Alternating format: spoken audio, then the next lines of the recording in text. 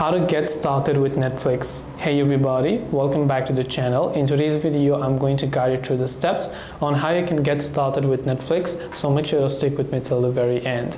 Now, getting started with Netflix will require you to first of all create a Netflix account and start your subscription. And in order to do this, instead of using the Netflix app, I would just recommend that you open up your Netflix in your browser, then go to netflix.com. Then you'll find a sign-in option from the top right hand side, or here you can see the get started option. So in the email address section, just enter a certain email address that you might want to use for your Netflix account here.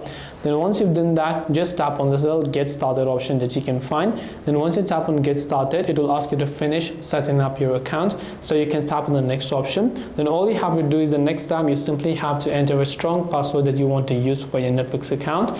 Then once you use your Netflix password, you can just tap on the next option here.